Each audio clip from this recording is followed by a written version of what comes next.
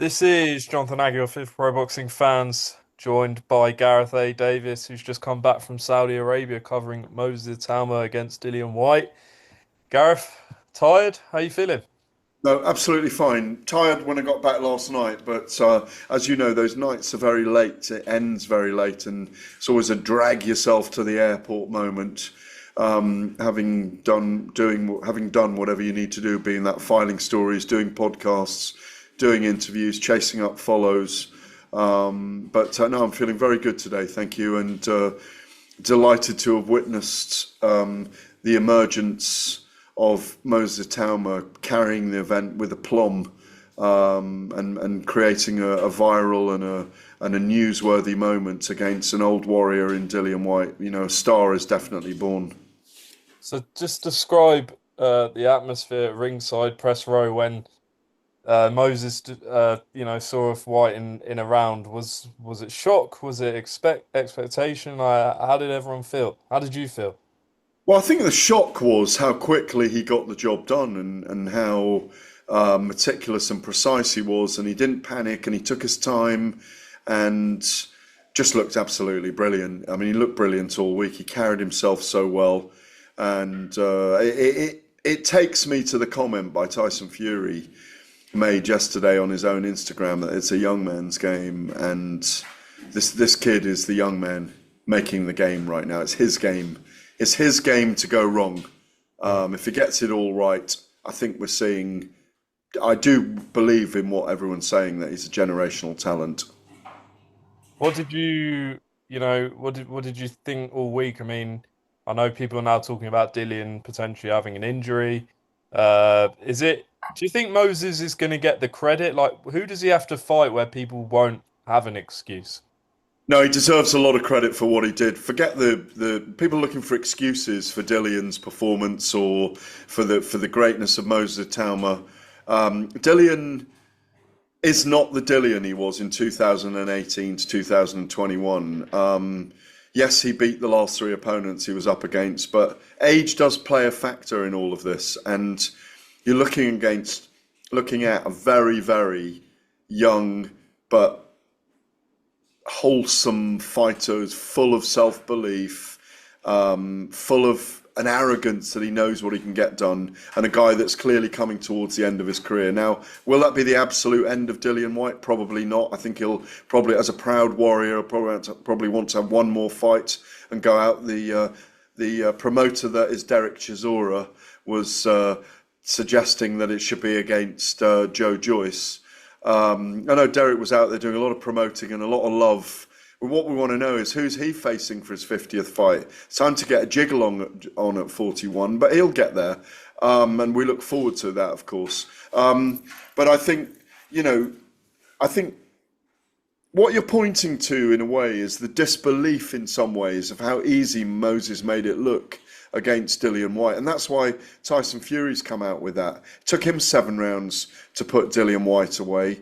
It took 7 rounds for Anthony Joshua to put him away. Povetkin got bested the second time against Dillian Whyte. You know, and he's a formidable foe and a formidable man to be up against. Whether what that meant, weighing 244, he looked in phenomenal shape all week. He wasn't happy that he'd been described as cannon fodder in his own words for Moses Itauma, but that's what happened in the end. I didn't see vestiges of a foot injury when he stepped into the ring, and I don't think the foot injury had anything to do with the outcome in the ring. Mm. Now, the He was point. beaten up. He got beaten up. Mm. I guess the point from Queensbury perspective for this fight was to get Moses rounds against an experienced guy and the name of Dillian Whyte. Do you feel like they achieved that? Because if I'm being honest, all week it didn't feel like the casual audience knew too much that this fight was even happening.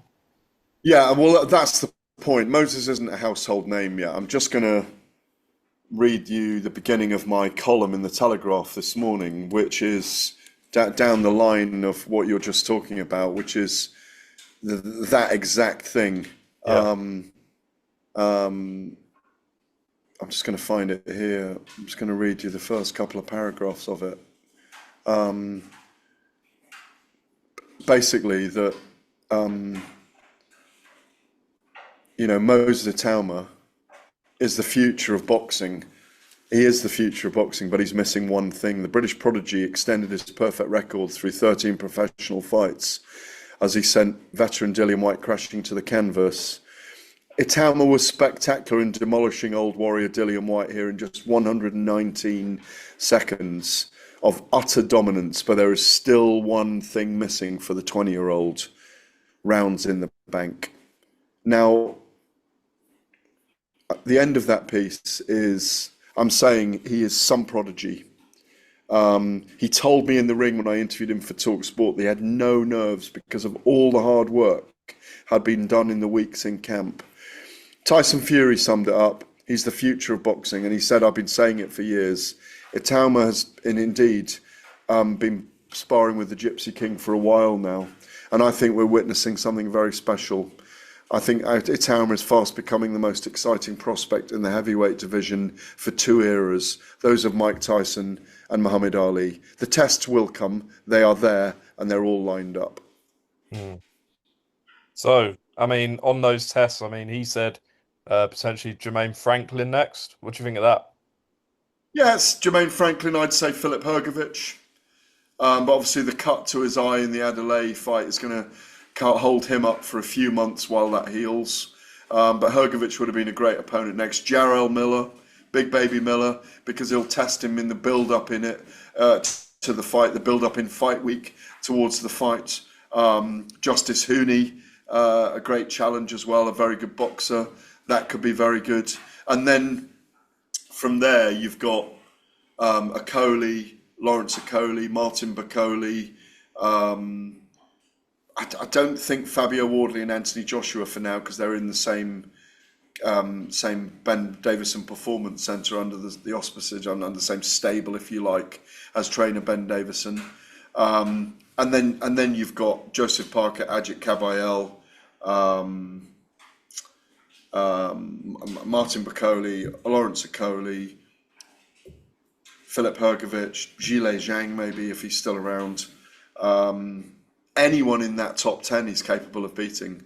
The only people I think would give him trouble right now are Tyson Fury and Oleksandr Usyk. And you could probably rule Fury out of that right now because he's not a force in boxing. He's been out 10 months and he said he's retired, so or 9 months. But he said he's retired, so you can't really put him in that equation. Yeah, and reading between the lines of his video, he basically said that older fighters will get wrecked by Moses. Yeah. So, Well, it wasn't reading between that. That's exactly what. That's what he said. Yeah. Young man. I mean, yeah, he didn't name the names, but he's saying we fight this guy at our peril, and that's a message to Oleksandr Usyk, to Anthony Joshua, to even Parker, who's I know they're younger heavyweights, but it's a message that this is a young guy on the block who is coming to take over. There's Daniel Dubois we didn't mention there as well, by the way. This is a young guy who's coming to take over, and this is the beginning of that ascent. Now, it could go horribly wrong with a loss, and the bubble will burst, the aura of invincibility can burst, but he's got to learn with rounds in the bank. He may even become a world champion before we even see many rounds in the bank, but there's nothing wrong with that.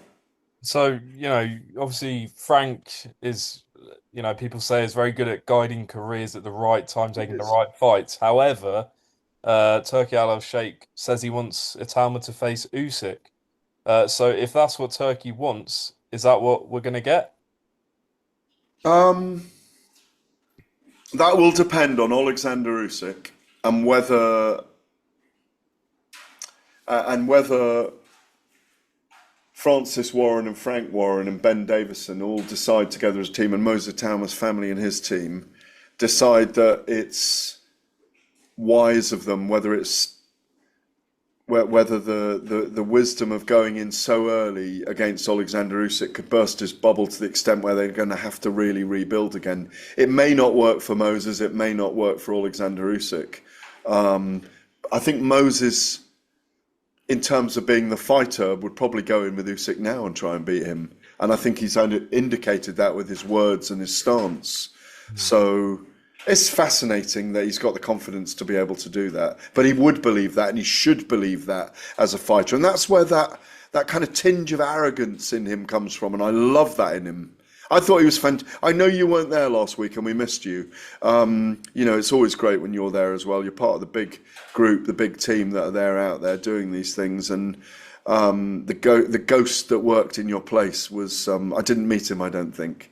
I believe he did ask you for an interview, but you were working with TalkSport. So, So but it's anyway, not. I said if it's not with Nagyoff, it ain't happening. right, Aggie right? Nagyoff. Oh, okay, change back now.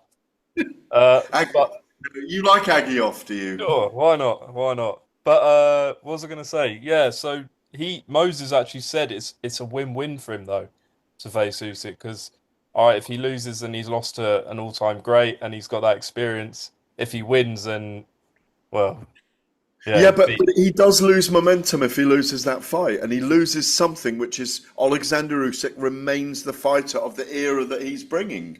So Yeah, there is something to lose, unfortunately, and that's what they'll have to weigh up. Mike Tyson didn't lose to Larry Holmes. Um, Muhammad Ali didn't lose to Sonny Liston or Floyd Patterson. He took over the era. He didn't lose until he was well into his own era. So if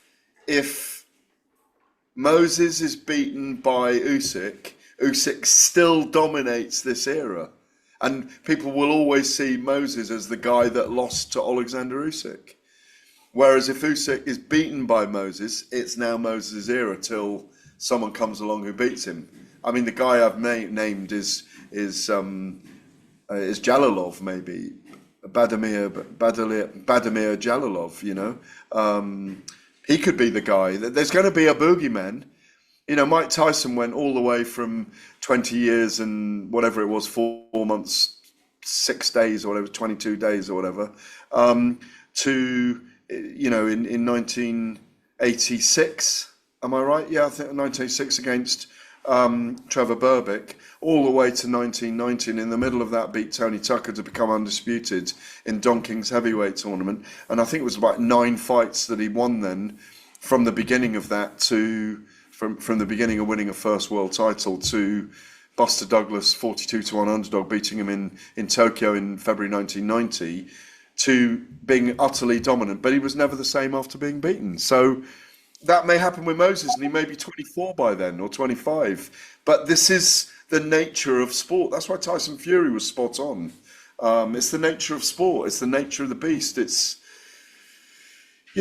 But, and I've said this to other people, and I said this in a big story I wrote on Saturday for the Telegraph, Jonathan, that the difference between being a prodigy in boxing and heavyweight boxing and being a prodigy in another sport, Wayne Rooney, 17, playing for England, Emma Raducanu being 18, winning the US Open at 18 as a qualifier, or Luke Littler being the youngest to win the world title at darts at 17.